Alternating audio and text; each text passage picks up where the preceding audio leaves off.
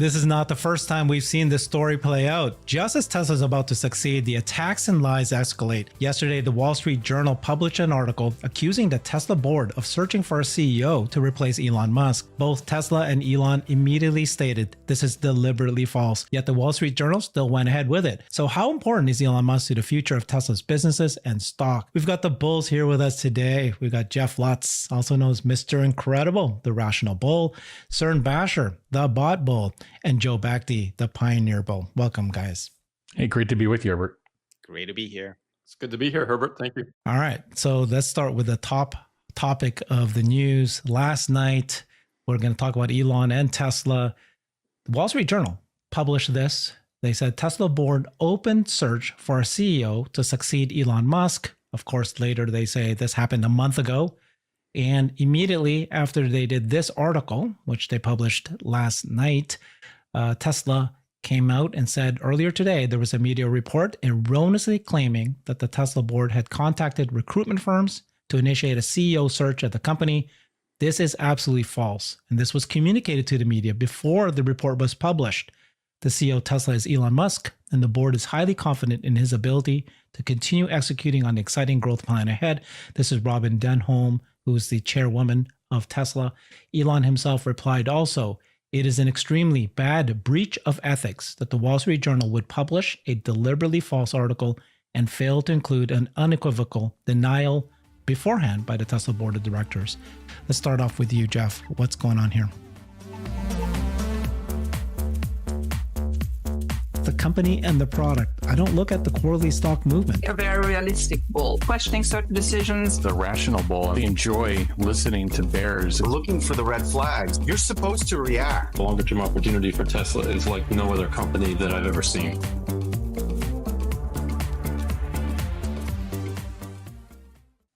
Yeah, it just reminds me of that meme where, there's two people, they're standing on some plank and they've both got a noose around their neck, and I think it's like on a pirate ship or something. It's like, oh, is this your first time here? And just for us in terms of following Tesla and following the Tesla name, it's like we see this stuff all the time. And it wasn't a surprise. I think we're well prepared for it as a community. The community got together, started dissecting, what's actually in this article. What are the statements? And all of a sudden you find out, oh, this was not a recent thing. This was past tense. And oh, well, this isn't how normally searches are conducted for the most consequential CEO on the planet. You don't normally go to the yellow pages and look up search firms and start having them throw out names of like, yeah, we think this person's kind of like Elon Musk. Like none of this seemed all kind of bizarre and weird, especially like my experience. I've done succession planning. There's nothing wrong with succession planning. I've been a part of succession planning. It's something that needs to be done, especially at the C levels of all corporations. That's a very healthy thing. There should be a succession plan, a ready now, a multi-year succession plan for Elon and quite frankly, all the staff members. That's a very healthy thing. So there's nothing wrong with that. Those are very private things. Those things should not be leaked. But if you heard about that there's an existence of a succession plan, there's nothing strange about that. What's strange about the article is the Wall Street Journal was informed that I guess they reached out to the company for comment, and the company said this is not true. And they can choose to run the article anyway. That's fine. I've even seen some people online, kind of talk through that. But to run the article and then to not include that we reached out to the company and the company said that this is false, I think, that's breaching certainly some form of ethical concerns with how these things should be handled. So I found that to be straight. It's almost ideological.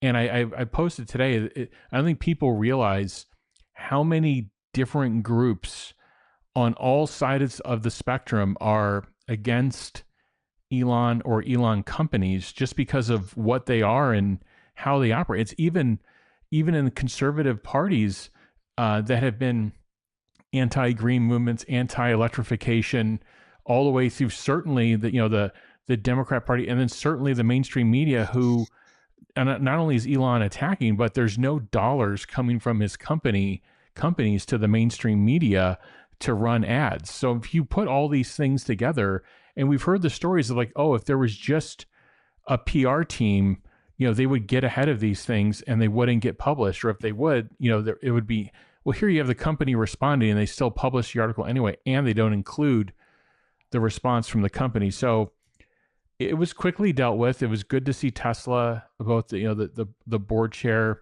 and Elon, come out and speak to it, because I mean there's a backdrop. This isn't all like, we were wronged and everything was, terrible. I mean, there is a backdrop that provided the recipe for something like this to be created. Obviously, there's a lot of noise for Tesla in Q1. There was even noise with the board and how, stocks are sold and so forth. And there's a story behind each one of these things. So it was kind of a perfect storm for some of this to happen. It's unfortunate. It shouldn't happen. And finally, it's almost, it's kind of otherworldly to think about the media coverage of Elon. There was a measurement put out. I guess he's getting 96% negative sentiment media coverage. That's almost impossible, especially as him as a person, in terms of what he's doing. He's helping ALS patients communicate for the first time, people that had no mobility to communicate with brain implants, eventually the blind to be able to see, rockets that, boosters that land themselves and are reusable. All of his companies, the electrification movement really spurring that for the entire globe, and being the only known profitable manufacturer. There's so many good things to write about, yet the sentiment is 96% negative. So it kind of, to me, positions how something like this could happen. You have an ideological media and just, they went ahead with something anyway. It's unfortunate, but I'm glad to see Tesla respond. I think going forward, I think there's critical things to address. Obviously, is compensation. Obviously, there's a shareholder meeting coming up. There's several things to vote on. So there's a culmination of governance events that have to happen, but it's nice to see the company situate this properly. I agree with what you just said, where it's absolutely inexcusable for a large media outlet like this to not include when the company, in this case, the board of Tesla, actually said this is not true. They didn't even include that. They should have included that. Now, this has been happening, not just now, right? It's been happening for as long as we can think of Tesla as you're disrupting it. CERN, you've been following the company for quite a while. Here is, Elon himself, July of 2022. He said, the Wall Street Journal has run so many BS hit pieces on me and Tesla, I've lost count. It's embarrassing for them, frankly.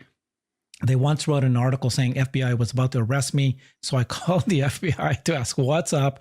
And they said Wall Street Journal article was totally BS. Just more short seller fun. This is 2022. CERN, is this, I don't know. Why are they continue doing this for so many years and just keep doing it? Enemies. Yeah, I mean, it's a war of words, right? You can create narratives in the media. The media is very powerful in helping people make up their minds about things, rightly or wrongly. And of course, over the years, a growing number of people have distrusted the media, and that's probably why X is doing so well. It's just another example in a long line of many examples of the media, fabricating, telling lies, twisting the truth, whatever you want to call it. It's also interesting, Herbert, that the Murdoch family owns the Wall Street Journal, which is owned by Dow Jones Company, which is part of the News Corp media empire. And James Murdoch is on Tesla's board. Now, James is not involved in the Murdoch family media empire anymore. But there's kind of interesting connection there. But I think it's just likely that there are a lot of incumbents, right, that Elon is going after with all his various companies. Tesla, for sure, with oil and gas companies, the automakers. Tesla doesn't advertise in the same way these other companies do. They're long-term putting these other companies out of business, or at least materially hurting them. And so there's a lot of people that are upset about that and will fight back in any way that they can. And doing it through the media over time has proven, I think, to be pretty effective in putting false narratives out there. And sometimes some of them stick. And in this case, it's just causing a little bit of trouble for Tesla and forcing them to respond. What do you guys think about what parts? It's like the entire article is wrong. Maybe there were some parts that are correct, like when it was during the height of Tesla hate and Elon Doge, that he should have come out and say that I'm going to leave Doge, and that maybe the board did ask him to do that. I can see that part being true. And he did. He actually did end up saying that. What's your thinking there, Joe? Well, first of all, I think the level of unprofessionalism and breach of any kind of ethical standards here is pretty breathtaking. The fact that Tesla actually denied that right before the article, and they printed anyway, and they don't even mention that is really bad. But it's very important to see that the mainstream media, including the Wall Street Journal, they're really going down the path to hell, and they just keep deteriorating, and they're getting more and more desperate about it. And we see that across the board, right? When you see the loss of trust in the media is dramatic over the last 10 years because of things like that. I think it's very important to understand that Elon is at the intersection of two very important meta mechanics in the media that make him a target. Recently, because of Trump, right? Because we know there's a liberal bias, and in the Wall Street Journal, there's also a kind of a status quo bias. That's why Trump is also not their greatest friend. But on top of that political bias, Tesla has a specific problem. It's not just that Tesla doesn't advertise, but when you look at the biggest advertising spend, the biggest revenue shares of these companies is always pharma and automotive, right? Pharma, of course, by far the biggest, 25% roughly of these media, of the revenues of News Corporation and New York Times and all these guys, especially in TV, CNN and MSNBC, is pharma. That's why no one can say anything about pharma because they just pull the money and you're dead. And automotive is right behind that. It's the biggest spender next after pharma, and probably together with fast-moving consumer goods like Procter & Gamble. And that gives them tremendous power, right? If you get all your ads from GM and Ford and BMW and Volkswagen and Toyota, what happens if you would actually report and say, you know what? I drove the latest Model Y. We do a little review. It's the best car in the world. What happens to your Toyota ad account? Do you think they find that very funny? And GM and so on. So there is a direct financial incentive and pressure that is not small. We are talking, 15, 20% of your entire revenue as a company, as News Corp, as Wall Street Journal, and so on, comes from automotive. And that means they have enormous leverage. And that means the entire reporting we get is just a joke, right? It's a joke because there is a huge conflict of interest. I think people don't understand that fully, right? They think, oh, it's a great, it's the Wall Street Journal. I'm sure they do great reporting. It's no, they do crappy reporting because their job is to be a propaganda outlet for their advertising clients because that is their business model. So I think this is just another example. It's not that these journalists are unprofessional or anything like that. It's clear that the economic incentives around these companies are completely skewed. And Tesla is the disruptor that doesn't spend money. Everyone hates them who's an automotive company. We will later talk about Toyota and Waymo. So all these people don't like them, plus they're huge spenders, and I think that is really the problem. And it's very important to understand media is a business like everything else. They have customers, and the customers are their advertising clients, and certain industries just dominate and control the media just through cash. And here's the result, the outcome. And that has been the case since forever. That's why the media was always against Tesla. Yeah. Follow the money. Always follow the money. So when this news came out, or not news, but this information came out, Wall Street Journal posted on X, said, hey, we got this article. Some people immediately said, actually, that's great. Elon should not be part of Tesla anymore. I'm glad he's finally out. And others freaked out, said, oh my gosh, what is going to do to the business, to the stock? What do you guys think about that? I mean, my reaction, well, you're going to have anytime you put anything out in social media, you're going to get the extremes of absurdity. And that's fine. It's free speech. My response was, I didn't immediately come to, if it were true, that's why I preface it, if it were true, it's not the end of the world at all. If anything, if you look at all of Elon's businesses, there's a CEO or COO over each of those businesses handling the day-to-day operational tasks. Tesla has been a very unique and probably the most time-consuming of them. So I looked at him like, okay, well, if they bring, I didn't look at it as Elon's out and they're bringing somebody else in. That would never. This is Elon's company until he doesn't want it to be his company, and he's publicly talked about, being more of in a chief product or chief innovation officer role, basically guiding the trajectory and roadmap of the company. That's what you actually want from him. By the way, is when I saw a lot of the analysts get concerned of like, is Elon unlocking the factory doors and locking them up at night? I was like, that's not actually how things work. You want your CEO driving strategy and driving the roadmap of the company of where are we going in 10 years. And now let's back that off into 5 years. And now let me make sure in a 2-year window, have I allowed my team, given them everything so they can execute tactically over the next 2 years. So that's what CEOs are supposed to do. So I wasn't taken aback at all. But then my second response was, well, this is the Wall Street Journal. It's probably false. It's probably FUD. And the third thing is, this is not how executive searches are typically handled, especially of this kind of. This is the most high-profile CEO in the world. You wouldn't just pawn this off and say, "Hey, career builder." If this leaks, we need. Yeah. I did put the career builder post up. So anyway, I viewed it as like, I didn't view it as a zero-sum thing. I viewed it as, if they're looking to augment the team at Tesla, that's great. There's probably a lot of people they could promote, quite frankly, and that's been the history of Tesla. Is come on, be hungry, execute, work inside of the culture, be successful, and move up.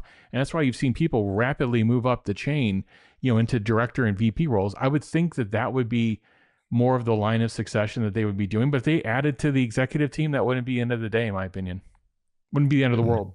It reminds me of the age-old battle between operations people and sales people. And the operations look at the sales stuff and say, "We never see those guys. They're always out of the office. Bring them back in. We want to see them."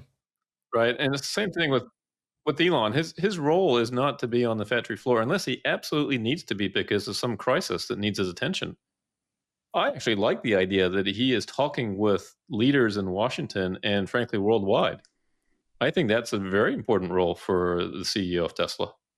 I actually want him to spend a lot of time in Washington because there's a lot of things coming down the pipe that our elected leaders need to be aware of. And who better to tell them about this stuff than Elon Musk? What do you guys think about the timing? Just odd timing. A couple of perspectives. First perspective is we're literally about to launch Robotaxi in a month. We're about to build massive numbers of bots this year. And then at the same time, he is leaving Doge, and he actually was at that same day that this article came out, right? There was this, the Trump cabinet, he was there, and they publicly praised him. And this is a quick video here. I've been treated unfairly, but the vast majority of people in this country really respect and appreciate you. And this whole room can say that very strongly. You've really been a tremendous help. You opened up a lot of eyes as to what could be done. And we just want to thank you very much. And, you're invited to stay as long as you want. At some point, I guess, he wants to get back home to his cars and his...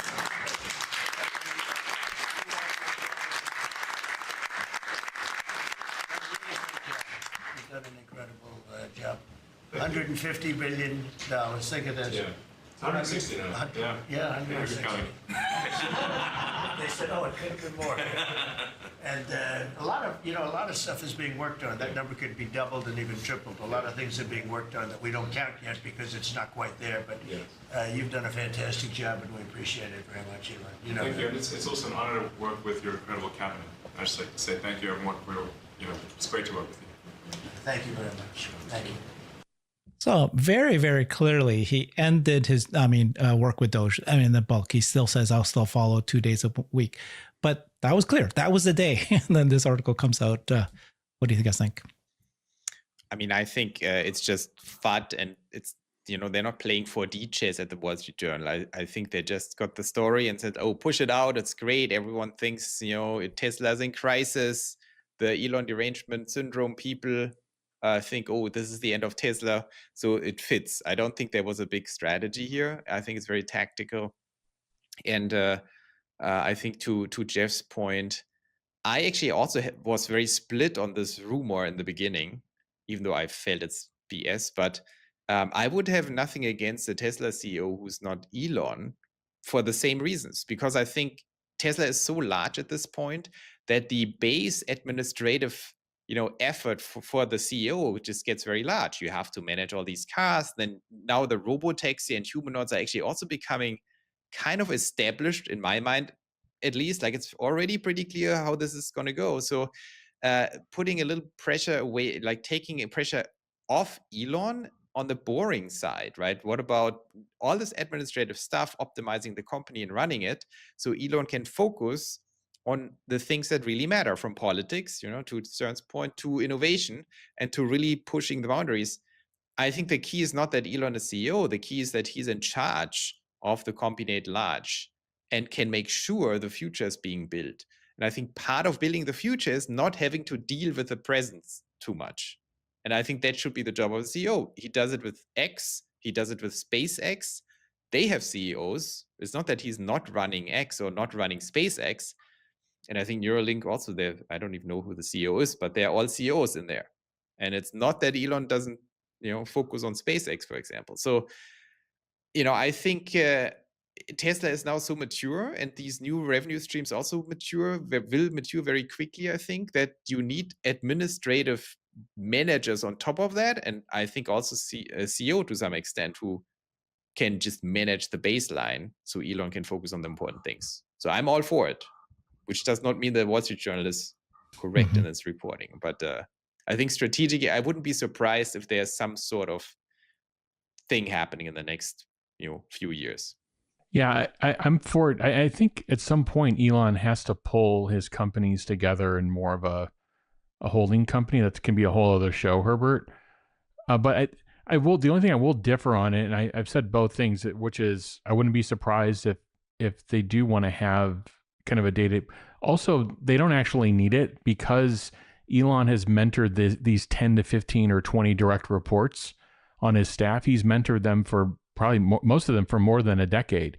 So they've grown up in his likeness in their corporate career. They know how he operates. They probably have a what would Elon do kind of thing on their staff of like, all right, I've got a challenge. Like, why would I bring this to Elon? Like, what would he actually do? And they probably self-manage 99.9% of the things themselves. This Tesla is not a new company. It's not a startup. They act like startups, but these are grizzled veterans that have basically scaled up an industry from nothing. Nobody builds a car the way that they build a car, and nobody has the software, the infrastructure, all this technology working together the way that they have it working together. So they're actually a very special group, and that's why it's going to be more difficult to, quite frankly, bring someone in from the outside cold. It would be kind of awkward. I would think they would do more of a promote from within. That was the other alarm bell that went off in my head. I'm like, well, I wouldn't be surprised. Succession planning is normal. At the same time, they would probably do the succession planning from within. So I wouldn't be surprised if the little bubbles that are filled in under Elon's name are people that are actually internal to the company. And it doesn't mean that they wouldn't be then going out to executive recruiters to maybe shore up other areas of the staff. That's fine. That happens all the time. But with Tesla, everything gets announced.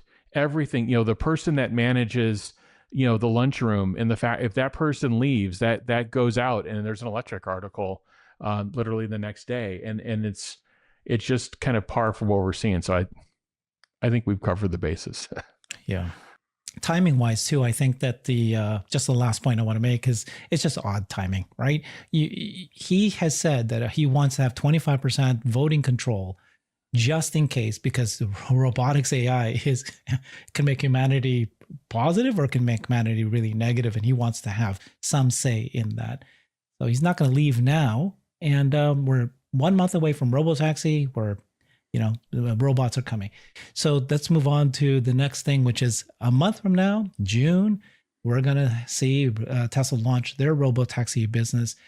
And we've got companies announcing partnerships. And we already know that Waymo and Uber is waiting on the lineup to launch in June. They're already in Austin, so they're going to go head to head.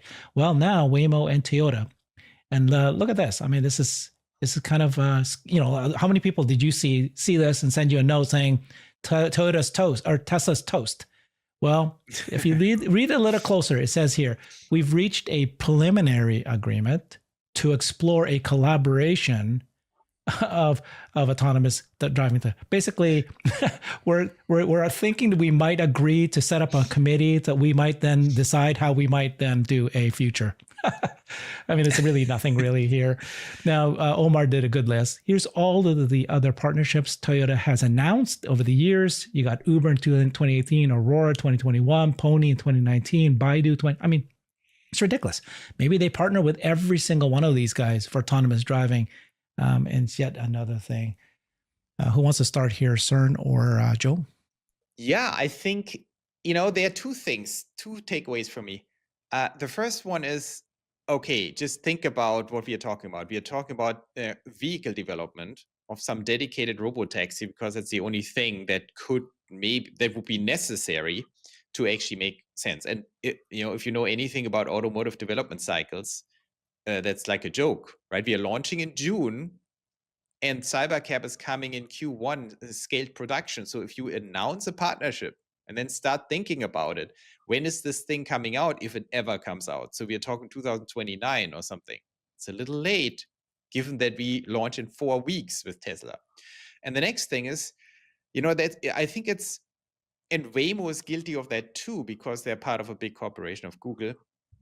There's also, I think, big corporate thinking that there is a CEO, not Elon, CEO of Toyota, CEO of GM or Ford, and they have all these little things going on. And when they hear about a new technology like autonomy and robotaxi, here's exactly what's going on in the brain. It's like, oh, this is very interesting. There's a new thing. We should invest a little money so we can compete. Right? Okay, next. What else do we have to do? Oh, we have to switch to like a new accounting system. Let's also put some money against that. That's the big difference. Like for Tesla and for Elon, this was not a little side gig. It was betting the entire company on it. It was putting half of the R&D money into robotaxi and autonomy and building one of the world's largest supercomputers, Cortex, with 60,000 H100 equivalents. You don't do that as a little side gig where you announce a partnership with Toyota. So it's kind of these half-baked little attempts. And when you put that into dollar amounts and top management attention and R&D power and just draw some bar charts, I'm sure CERN can figure out how to quantify that ridiculous, comparison of these two. It's not even close, right? It's a tiny little thing for Toyota. And for Tesla, it's like all in, the entire company, top management focus, everything. And they started, 10 years before Toyota started. So once you quantify it, it's so ridiculous that I always have to laugh when I see this. And that, especially that the media then says, oh, now Tesla is toast because they will have 2 robotaxis with Toyota out in 2030. So I don't take it too seriously. Yeah. So this is, we've got... this is what a Waymo car looks like. This guy's the ex-CEO of Waymo, and they had a war of words with Elon. Elon said Waymo needs Waymo money to succeed, right? Because he's referring to that the cost of a Waymo is so expensive that in order for them to scale, they need to do that. Waymo came out and said, hey, we're already doing 250,000 fully autonomous paid rides each and every week. We're already out there. But yeah, CERN, I mean, with all this cost for creating a car like this, they say, Waymo's position on this is that doesn't mean anything, because once you get down to cost per mile and extend it to, 5 to 10 years out, it doesn't really matter how much more the car costs. What do you think, CERN? Well, the cost does matter. It will matter at some point, not initially, but it will. But the biggest issue, I think, right now that Waymo is facing is their ability to scale. It appears that they will not be able to scale nearly as fast as Tesla will be able to scale. Now, Tesla, in theory, will be able to scale to the whole United States with the push of a button if they wanted to, if the regulatory framework was in place. Now, that may not be the case, and Tesla may not be ready to do that, but Tesla doesn't have the same limits on their ability to scale than Waymo does. And so I think that for me is the biggest factor. But ultimately, the cost per vehicle will matter a lot, because in a competitive market, right, it's going to come down to how you're able to operate and what the profits are relative to the cost. And with Waymo, there's a limit there with the cost of their vehicles, right, versus Tesla. Now, I take a little bit different opinion in terms of this announcement. I actually see it as a massive positive, but not for those companies. It's a massive positive in the sense that the media is talking about this, and the media is wrapping their minds around the idea of robotaxi. If it was just Tesla out there doing this, we either wouldn't hear a thing or it would be all negative articles. But I actually love the fact that the media generally is very positive about Waymo. And when anybody talks about autonomous vehicles, they seem to always mention Waymo. Even Jensen Huang yesterday, when he was talking about that in an interview, he mentioned Waymo and didn't mention Tesla. But I think that's ultimately good because it's getting people used to the idea of autonomous vehicles, and that's important. And people also love a battle, right? So I think to Søren's point, people love if there's a battle or when there's a battle. And for us from an analytical point of view, it's also nice because you have two curves. You have the Waymo curve with 700 cars in 10 years. And then you have the Tesla curve with 0 cars in 10 years. And then 10 cars on day one. And then the race is on. Because then we will see, okay, what happens in week 2? Is it 20 cars or is it still 10? And then I'm pretty convinced, you will see this little inflection point way sooner than people think. And suddenly you start with 0 and then with 10 and then with 100 and then with 700. And then these two lines cross after exactly 2 months. And then people can do the math. Okay, 10 years, 4 weeks. What happens next? And that's, I think, very interesting because that goes into, is this a sell the news event, blah, blah, blah. I think it's the total opposite. This is one of these events where this is the starting point and the race is on. And then we can track weekly what's happening. And if this actually pans out the way I think it could, this will drive the stocks absolutely to the moon over a longer period of time. Because people will just panic. They will think, oh, I thought they will have 700 Tesla robotaxis now by 2035 because Waymo took 10 years. If they have it in 4 weeks, then I think a lot of things are going to happen. So for me, it's very exciting because the race is on. It's kind of a battle thing. And now we have really interesting metrics where the divergence of perception of reality clash. I mean, now comes the, we are living in our bubble. We think, oh, it's all awesome. The other side lives in their bubble, think this is ridiculous. They will fail. But now the guessing is over and it will be very interesting. And that will lead to a massive effect on the stock one way or the other. Yeah, the argument that the other side has, we have Gary Black, one of the analysts. You have Uber CEO. They're saying, hey, Uber is going to be in Austin. And we have a strategy where we're going to partner with as many autonomous vehicle companies out there. And we're going to be able to compete head to head with Tesla. And in fact, these analysts are saying, some of them like Gary saying, oh, yeah, no, Uber is going to have many car companies and they're going to be able to price it at the same price that Tesla is going to offer it. And they're going to come out like within months, not years. So Uber says that that's our plan, right? We're going to partner with many. So you've got Uber partnering with Waymo. And here you've got a new partnership that was announced, Uber and May Mobility strategic partnership to scale autonomous vehicles. Arlington, Texas, identified as the first city. It's going to be on the Uber platform. This May Mobility, I don't know who these guys are. Autonomy as a service platform. Let's take a look a little closer to what they're saying. Initial launch by the end of 2025. Right. And what is it? How many cars did they say here?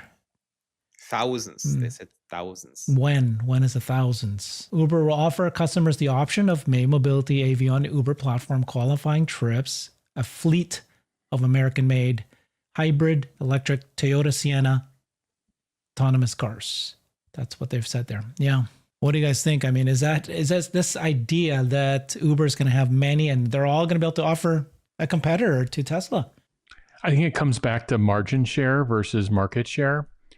And you know, there's a corollary to the smartphone world on this, and a lot of people just don't realize, like, iPhones become ubiquitous with smartphone, that word, right? Just like Xerox and Kleenex and so forth. I talked about this in another episode, but if you look at it, I mean, there's 1.3 billion smartphones shipped, and Apple's 250 million of them. So it's a big number, but it's not all of them. There's a billion other smartphones are out there. But the key thing is margin share. Like, where is all the money made in smartphone, both hardware and app store? They dominate in it. And obviously, there's a couple of players behind it. And if you're in the top 5, you're probably doing okay. And I think that's kind of how this is going to play out, where there's going to be a winner take most, but there will be other people. There'll be other services. It's not going to be like there's just nobody's going to exist and it's just only going to be Teslas on the road. But now you have to look at the underlying structure of how the business case, the business is modeled, and how it's actually constructed. And if people actually sit down and they have a long form conversation and analysis of how the businesses are put together, you'd realize that ones that are put together with all these disparate vendors all over the place, and I'm going to buy from them, I'm going to buy from them, I'm going to buy that, I'm going to do that, we'll realize that every one of those vendors is going to want their cut. And it's when versus the vertically integrated model. And the vertically integrated model doesn't always win. There's reasons why it doesn't always win. If it never gets to scale, for example, it can be challenged.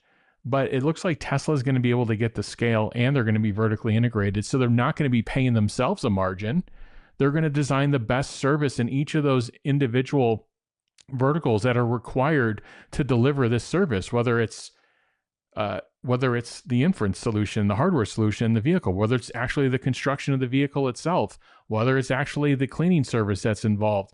All that's going to be done by Tesla, where everybody else is going to have to go out and shop for this stuff and shop for the best rates. And if there's scarcity, the costs go up. So it's going to be an interesting thing to watch. That's why I think it's going to be a winner take most. People are going to want to control the experience, and they're going to want to have the best experience and the most amount of control over that. And I think you're going to get that solution with Tesla. So I think it's going to be a winner take most. And that's why you have analysts and you have retail mostly talking past each other. And the other thing is, if you just take historical norms and historical TAMs, I think you're failing in this analysis, because when the cost structure becomes disrupted, the TAM meaningfully changes, and the whole conversation then changes. And I think that's where there's a lot of folks that are honestly talking past each other. And just again, just finally, this whole graphic I see going back and forth of, there's a company that's giving tens of thousands or hundreds of thousands of rides, and Tesla's at 0. You could have done that same thing when 2004 to 2006 we were shipping the Razr phone. We shipped 160 million phones. There wasn't a lot of people, as many people today using phones as there are now, and they were at 0. We were at 160 million and they were at 0. And you could have said, like, we won this. But at the end of the day, there was a new paradigm formed, and a new business model was formed, and that's where the margin share went, and that's where a lot of the market share went. And so when the cheese gets moved, people don't know it. It's not as obvious, but when it's actually happening, the analysts that are really attuned to this will see it. They'll predict it. They'll understand it. They'll talk through it. And that's why I think there's only a very small percentage that actually do, and most of them actually don't see these things happening. Go back and read the articles from the introduction of the iPhone, or the introduction even of the smartphone. There's doubts that people were going to go into from standard phones to using these computers in the hand, and the cost structure, and everything was being doubted. And then we had the great financial crisis happen at the time. If you go back in time, there was a lot of people doubting what was going to happen, and very few people calling out the future cash flow potential of what was happening. It's hard for me to understand. I'm doing my best to listen to these other voices. But okay, like what you guys have pointed out is what we need to just reiterate, right? So number one, technology. All right, Tesla has their FSD, and some out there are going, yeah, that's just software. Anybody can copy that. And in fact, they'll copy it within 3 months. Okay, so that's step one. There's, well, of course, Waymo is showing that they could do this. So everybody goes, okay. Of course, there's lots of limitations, lots of concerns, but put that aside for now. Technology. Can other companies copy the technology? That's step one. But then they stop there. Now, what about who's going to make the vehicles, right? We talked about this. You guys brought this up. Who's going to make those vehicles? How long will it take them to make the vehicles? If they start today, it will take 3 years for a company to plop on all of this new LiDAR thing to it to be able to match what Waymo's doing. So if Waymo's doing it, they only have 700 cars, 1,000 cars. They need to buy cars. I'd say they buy it from Toyota. They will need to outfit those Toyotas. How long will that take? 3 years? 2 years? What will it be? And then all the other cars. So that's another one. And then the whole system, right? You were talking about that, Jeff. Like who's going to clean the cars? What app are they going to use? Okay, they're going to partner with Uber. Like all of these things. And then finally the business model. And that's where like you keep bringing up. It just breaks down for anyone else, honestly. So for somebody to say, it's not only are going to offer as many options out there, but they're going to be priced equally to what Tesla's doing. How is that possible when you have to pay NVIDIA for the chips, you have to pay Uber for the app, you have to pay somebody else to do the cleaning of your system? What about you supercharging your things, and then the automakers? You have to pay, Waymo has to pay the automakers, or they, like. I don't understand. And by the way, that's the one thing I keep asking is when Waymo partners with an automaker, I want to know who's paying for it. It's actually Waymo buying cars from the automaker. I want to hear one day an automaker saying, hey, I'll pay you, Waymo, to outfit my cars, and I'll pay you for that. It's not what's going on here. It's Waymo going, hey, I need 300 cars. Let me buy this time Toyotas. That's what this is.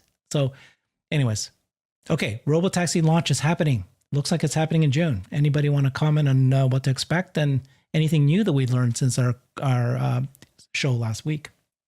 I mean, it's for me, there are these concrete things that you just laid out, Herbert, that are very important to look at all these things and how they compare. But there's also a meta perspective for me.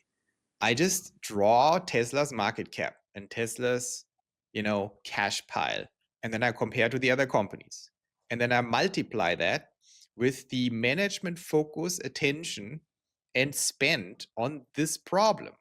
And if you do, and then compare to the others. And if you do that, there's just nothing left, right? I mean, first of all, Toyota is way smaller than Tesla in terms of cash piles and in market cap. Now, what is the percent of Toyota's top level attention on making robotaxis happen? I don't know, like 1%, 2%. For Tesla, it's 50%. 50% is Optimus, 50% is that. And so when you have all these smart people doing all these things, it's just a logical function that there is roughly that level of advantage, right? It's a 50x, 100x advantage or more. And I'm always, sanity check myself. Am I just a fanboy and a tribal dude? No, because for example, I don't like OpenAI, but I think they're incredibly smart. And if you take OpenAI and compare them against xAI, this is a very serious competition, right? There's a top-notch team fully focused on OpenAI, on the LLM, spending enormous amounts of money. I don't think xAI has any very significant advantage. This is a cutthroat race, and OpenAI might be for them. So it's not just that I think Elon always wins. It depends who he's up against. But when it comes to these automakers and Waymo and Uber and Toyota and whoever, it just makes no sense. How are they going to win this, even remotely? It's not even close. It's like 100x differential of management power, attention, time, money. And so I just have to always remind myself on that, because when it comes to stocks and June and the leap of faith, is this actually going to work or not?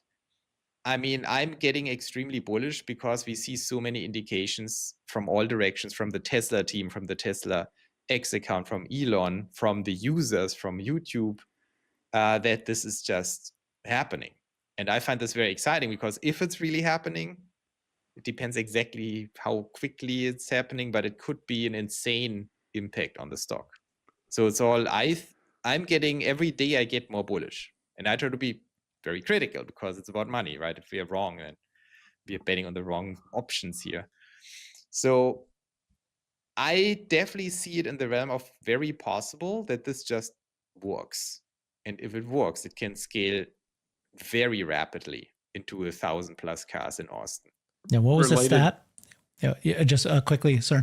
The stat, right, was it Waymo has 1,000 autonomous cars today, but Tesla can spit out a Model Y, which is an autonomous car every hour? 30 seconds. 30 seconds. 1,000 per hour, something like that, or.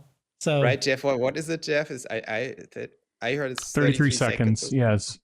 Yeah. I mean, the car's One rolling car off every the 30. line. Yeah. Yeah. I mean, that's crazy. On multiple factories. Yeah. Yeah. No, I think you're right. It's there's no company that has this large a percent of focus from the leadership, the CEO leadership team all the way down. It doesn't exist. And I'm surprised at the analysts that think that this is literally just going to like grow up from the ground like itself. Like it's just going to happen. Like it's just going to happen. Exactly. You're going to go and literally open the catalog and say, I want that chip from NVIDIA. NVIDIA, send me that software. You ran all the simulations. I'm sure it works. I'll throw it in my car, even though my engineers don't have the experience of how do you what are these cameras? How do you calibrate these things? How did this whole system, the system engineering of putting this together into a vehicle, they don't have the reps. They're not doing this today. This is and part of the discovery of Tesla is like, why is it taking so long? Well, they had to go through and try and fail on multiple different levels to figure out it had to be end to end, and it had to work this way. And once they went end to end with V12 and they realized, okay, here's the CapEx investment we have to do. Here's the engineering team and effort that I need to do this. And what they found out is they made mostly the right decisions with the tech in the vehicles, and they're in good shape, starting really honestly with hardware 4, but even hardware 3. So I think that is being fundamentally missed. Is there's been a runway of years of work and years of strategic planning of what does the cost structure of this whole system need to be? What does the upfront capital? What is the cost of capital to launch this system and get it to breakaway velocity? That is a multi-year strategic planning exercise, and they've been executing. So if you ask me, well, what could go wrong? What could go wrong is the final execution.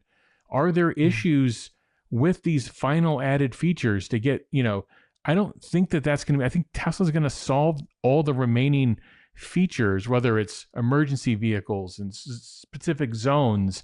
I think that's part of the localization effort that's going to need to occur in different countries. But Tesla's localization effort is a minuscule amount versus all the work that they did in their upfront foundation model. Exactly.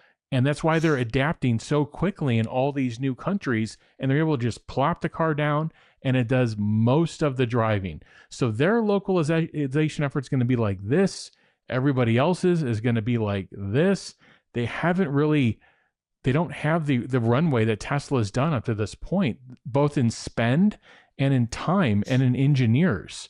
Like this is all currency that's needed. And if you're an analyst and you're not taking stock and inventory of that currency that's needed to deliver this, I think you're missing a lot of this. I think we've tried to describe some of it here, but what could go wrong are there issues with getting to that 1 in 10,000 miles, 1 in 20,000? Are there issues on that execution on the way? The scaling laws say that we're on our way. The question is, where are we today and where will we be in June? Just to build on what Jeff and Joe just said, the way I think about it is this whole narrative about the competition's coming. Competition's coming. For most companies, that's an issue because when they develop a product, they don't iterate that product and improve it very quickly. So most companies give time for the competition to come and catch up. The one thing I think that differentiates Tesla among almost any other company I've ever looked at is the speed at which they iterate. That's their competitive strength, among other things, right? I mean, manufacturing prowess, all the other things. But the number one thing, if I had to pick one, is that Tesla's ability to iterate and improve something. If they get something wrong on the Robotaxi unveil day, that first week, it's going to be fixed the next week. And the next week, it's going to be even better. And the next week, it's going to be even better. We've already seen that with software updates on our vehicles. First of all, how many other companies can even do over-the-air software updates? Not many. But the frequency with which my Tesla, my Model Y, my Cybertruck gets software updates, it's astonishing. And so that is Tesla's true competitive strength. So even if there are other companies that magically somehow catch up, which again, as Jeff said, is impossible because you've got to follow the trail and the trail is not there. Even if they could, Tesla would be pulling away from them very quickly because they just iterate that much faster. That for me is the number one thing. So,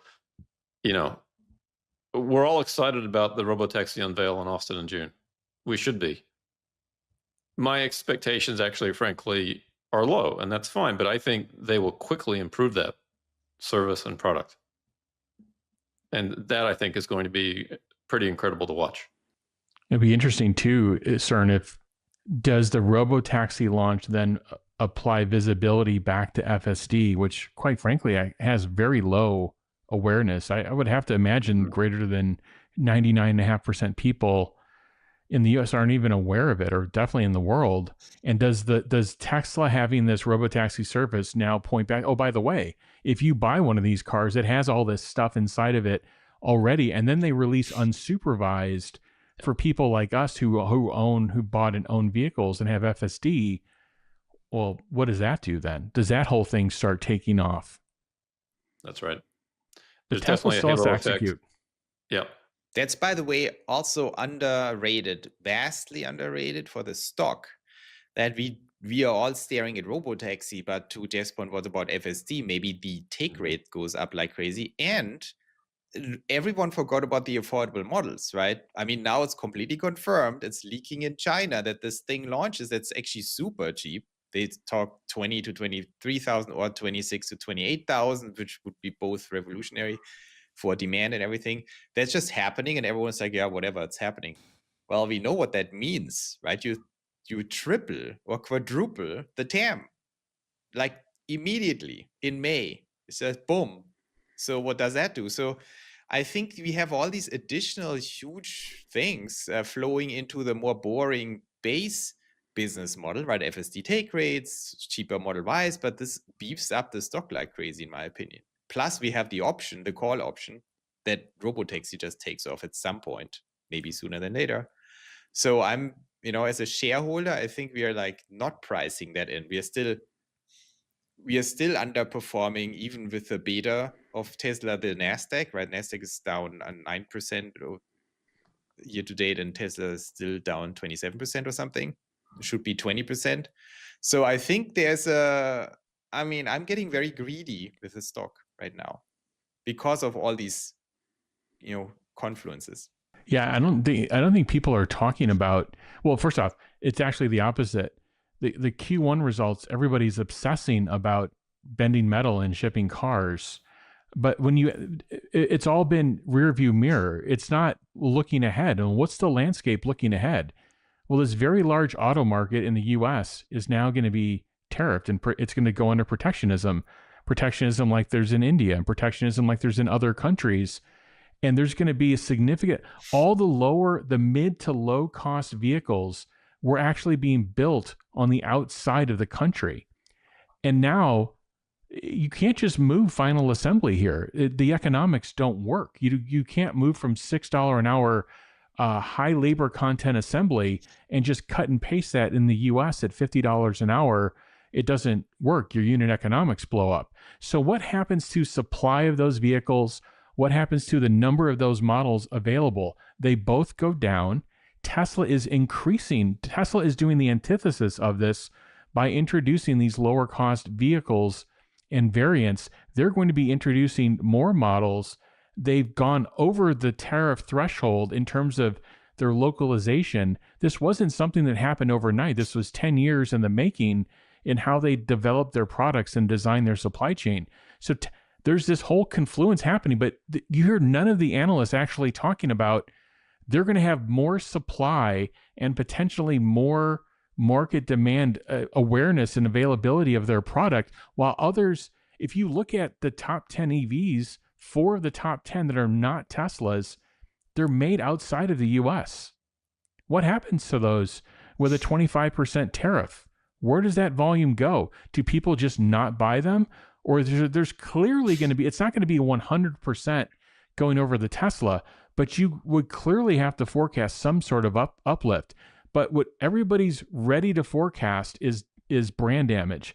Everybody has that forecast ready to go and rolled out, but nobody has the forecast that says their businesses get obliterated with tariffs. Their businesses are in trouble. They cannot redesign a car that quickly. If you look at Mary Barr's her body language and what she actually said this morning and when she was interviewed, it was, hey, look, this is 20, 30 years of supply chain development that we're basically being asked to transform overnight. It ain't going to happen.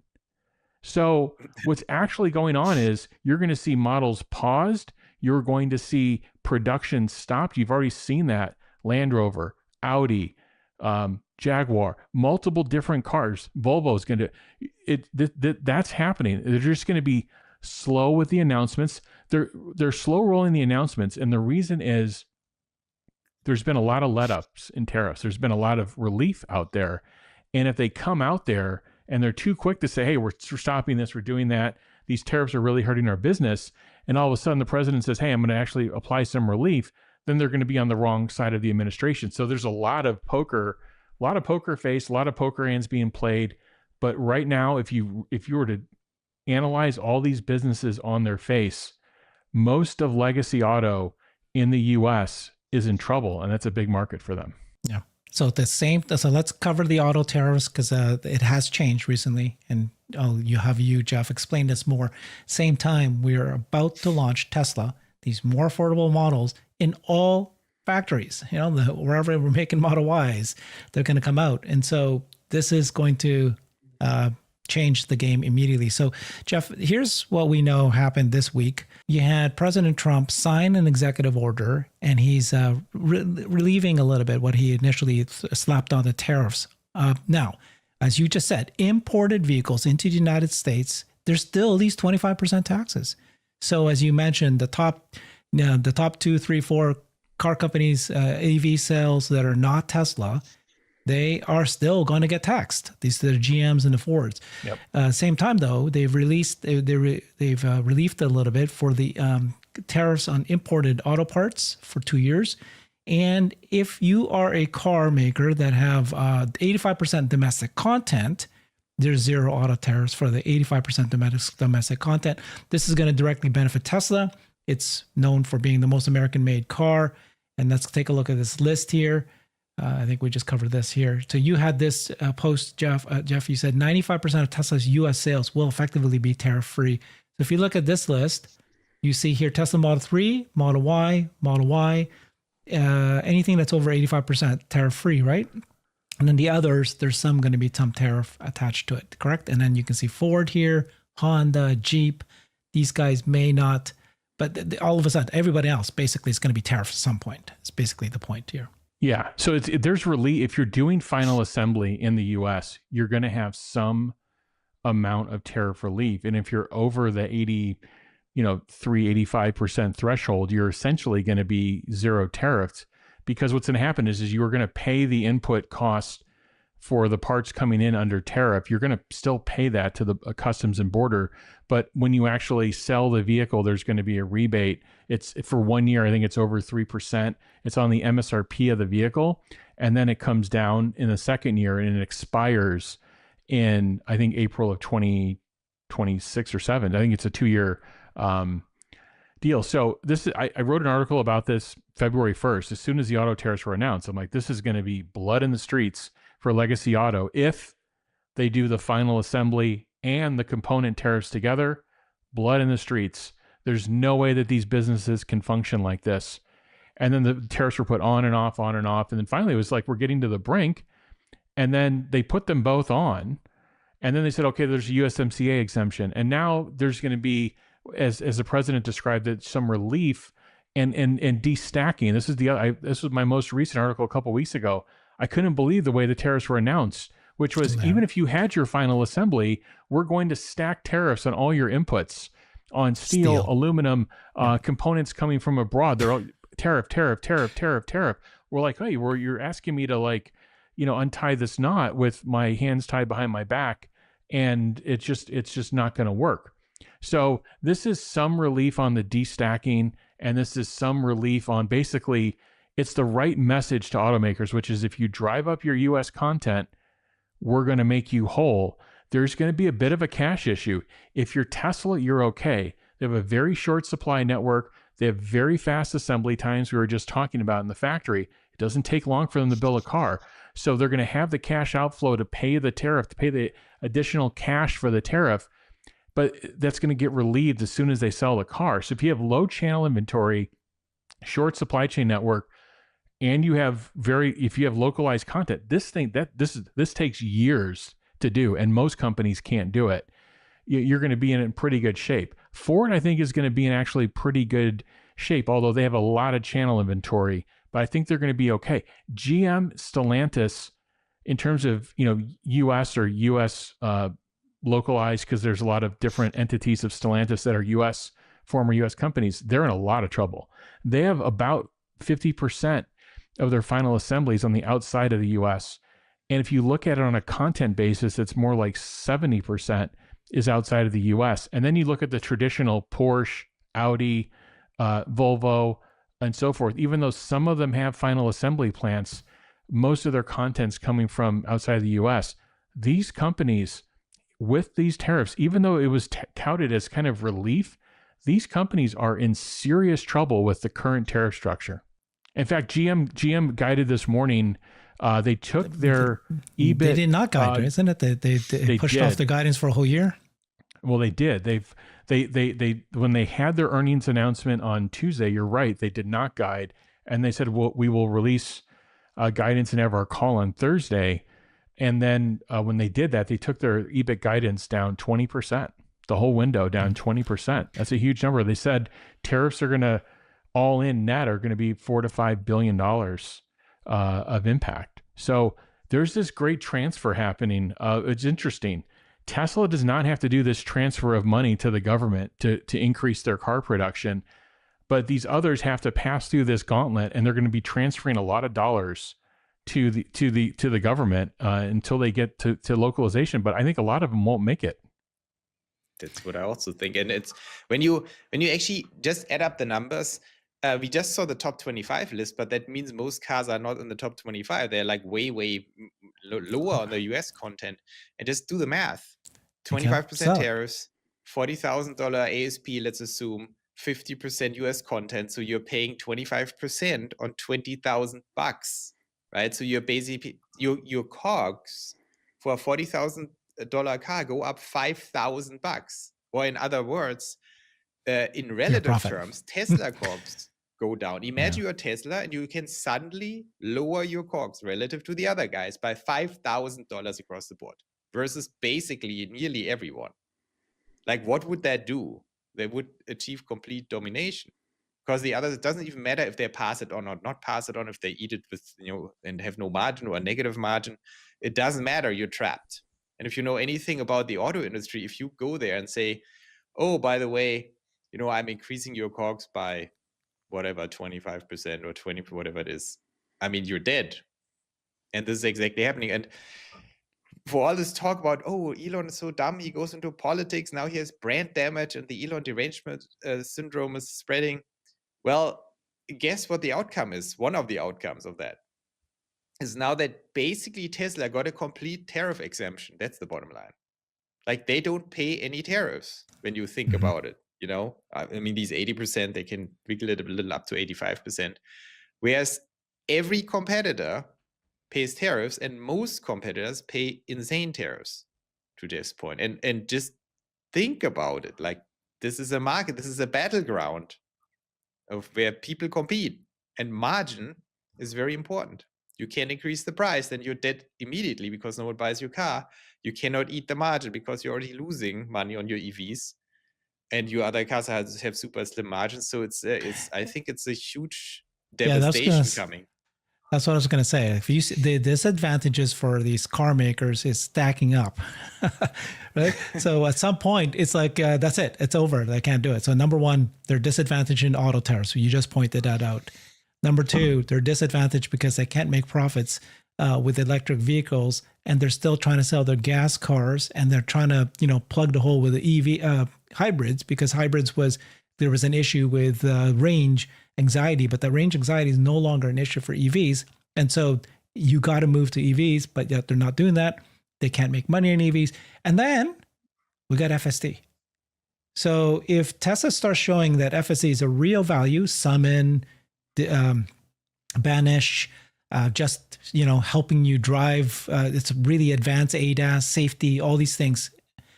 What's the answer for you as a car company? What is your ADAS? What is your FSD equivalent? So it's one thing that, they're partnering with Waymo for a robo-taxi service.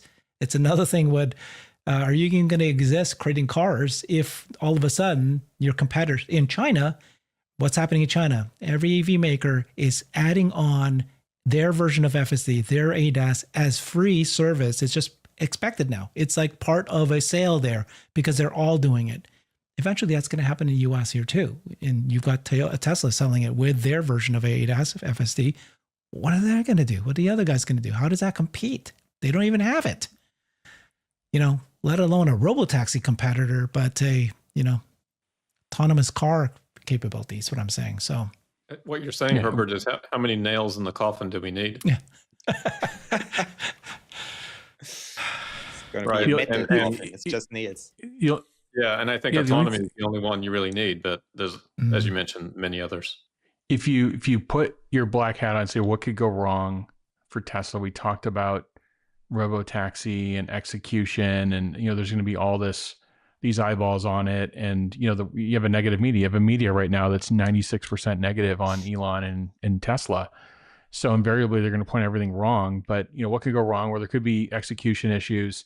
What could go wrong here in auto? We painted the scenario, which is like Teslas are, like as Joe said, are effectively going to be cheaper than everyone else based on how they designed their supply chain and how the tariff schedule ended up. What could go wrong? What could go wrong would be 2008, 2009, where the auto industry dipped, one year 30%, and then by the peak or the trough of the great financial crisis, it dipped 60% in terms of unit sales for a year in the U.S.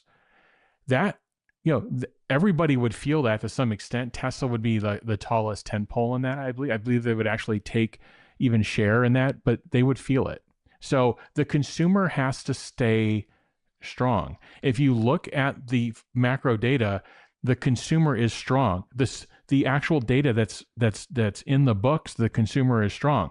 The surveys say not so much. So the question is are the surveys right or not? And can this administration, can this Fed keep consumer confidence up and rolling? That is going to be a key for all of this to me. For all of this to happen. And what's good is at least the Fed has a lot of tools, and the Treasury has a lot of tools that they could unleash if they had to in that situation. But hopefully we don't get into that. My perspective is the consumer surveys are always wrong. They always reflect the anxiety of the day and not really what people are doing. That's evident. I mean, it was funny. So these University of Michigan inflation surveys are up at 6% now, I think, for the following year. But if you went back to those surveys in 2021 and said, where was inflation going to be a year from now? They only had it at 3% and it got to 9%.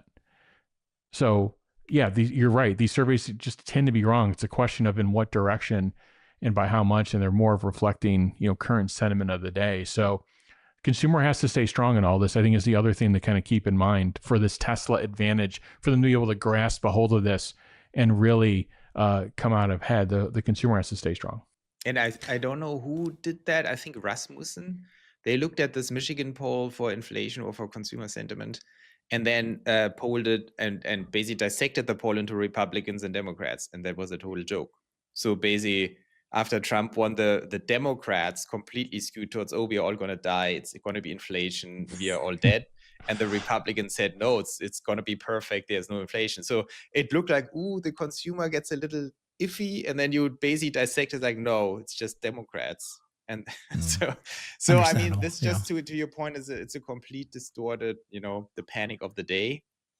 And I think, well, of course, macro predictions are always very difficult, but I have a certain confidence when you look at the Trump White House and the administration. I mean, this is one of the smartest administrations we've ever seen in terms of competence, Besant, and then the whole Silicon Valley crowd behind it, and Elon is in there. So, who knows? But even, I mean, of course, it's true if you have a depression or something, that's not going to be good for Tesla. But in relative terms, Tesla is just very, very well positioned, right? We see a transition out of ICE now, a really inflection point transition. We see Tesla nicely positioned, like in the middle of the field, right? If it goes down, people can downgrade to Model Ys, who before had 5 Series BMWs or something, or E-Class, and then they have the lower cost car. So I think, Tesla will win on the economics and the value for your dollar, and are in the middle of the field. So as long as we don't have some great depression situation, I mean, then we have other problems. That's why we have Bitcoin. But yeah, the timing also, back to the original storylines that we covered today. Elon left Doge, or not left Doge, but his focus is less on Doge. Perfect timing now that we're about to launch Robotaxi. I hope that we're going to see more Elon really focus, make sure that it's done, as focused as possible to make this roll out properly. Maybe that's one of the reasons why he's doing this at the right timing. So it's going to work out. That was always going to happen. Yeah. But no, that's what my point is that that's what Elon's perfect for, is the fires. If fire occurs, he's there. I can try to, resolve it right away, faster than normal. Just one other real quick thing with the electricity issues in Spain and Portugal and so on. I'm guessing that Tesla's phones and Tesla Energy are going to be ringing with orders to stabilize the grids there. But Jeff, I'm curious about your thoughts on tariffs on Tesla's energy business. Yeah, fairly. I mean, it's one of the reasons I asked that question for the earnings call. I was surprised, actually. The way it was answered on the earnings call was, yeah, there's this issue we get, with LFP cells, but we have a plan. In the Q4 earnings call in January, it was, we have a battery shortage, and we're doing allocation between stationary and mobile products. In this call, when I was able to get I was happy I was able to get the question in. It was, yeah, there was an issue, and there still is an issue, but we actually have a plan now, and we feel good about it. So let's see what happens. Unmitigated, if you're putting LFP cells in, and they already have these stacked lithium tariffs, they have the fentanyl tariffs, they have the reciprocal tariffs on them. I mean, batteries, nobody even has the exact number by the day. It's going to be somewhere between 140 and 175% tariffs. That would be an issue. So Tesla developing their own LFP in the US, and the promise was, or at least the direction was, based on the IP, that it would be cheaper than untariffed LFP from China. That's the goal of the team. So if they're able to achieve that, now it's more about what's the ramp schedule. Did they bring in enough inventory? There was an article today about Rivian. Did they bring in a bunch of inventory of LFP and cells from Samsung in Korea? So there's a lot of moving parts here. But you're right. A lot of stationary storage companies have relied on LFP for the cell solution because it brought their cost structure down. They're all in trouble. And they're racing. There's LFP solutions coming up in the US. There's a few companies, but the cost structure is very high, and the ramp and the scale's not there yet. But even in energy, it is Tesla's strength strategically, that what we should never forget, it's not about how much is Tesla in trouble because of the tariffs, but the real question is how much relative advantage or disadvantage does it have to all the competitors? And Tesla is just perfectly positioned. They have 3 major regions. They have Germany, they have Shanghai, and they have the US, where they manufacture in the gigafactories a very small set of products, whereas everyone else has spread all over the globe. And if they have manufacturing sites everywhere, then they manufacture one singular thing in Korea and then export it everywhere. So Tesla, because of this redundancy that they can manufacture basically more or less everything at each location, they are perfectly positioned for this mess, for a more protectionist, mercantilist situation. And of course, they're going to suffer. Localization, Exactly, and of course, they are going to suffer in absolute terms. But that's not the issue. The issue is, do they suffer in relative terms? And no, they're going to beat everyone in relative terms, because the rest will suffer much more. And I think that's important for shareholders. Okay, great. Fantastic panel as always, but I cannot let you guys go without a comment about robots. We cannot do a show without talking robots. CERN, you are the bot bull. Come on, dude, say something. Teach us something. I don't know that I have any new news from this week, but certainly our discussion with Tony Seba earlier this afternoon, I think, opened our eyes to a number of things. But certainly, what he calls artificial labor is a key technology that all of humanity can benefit from. So, for Tesla, Optimus is still in the development program, still being developed, right? It's a little ways out. I'm excited to see how they use them in their own operations, and hopefully we get to see some of that later on this year. Although if I was Tesla, I would probably keep pretty quiet about that. There's no need for them to be too public about what they're doing. But yeah, as far as we can see, things are progressing nicely. Thanks, CERN. So CERN and I interviewed Tony Seba. Watch out for that interview. We'll drop that this weekend. He has a book called Stellar, and it's fantastic. It's stellar, and it talks about basically a utopia of a future, right? A superabundance. There's 5 key technologies that could become basically no cost to produce energy, food, transportation, and artificial labor. And in order to do that, and intelligence, right? And in order to do that, guess who's right in the center of all of that? Tesla's doing 4 out of 5 of those. So this is the future, and we're headed there right now.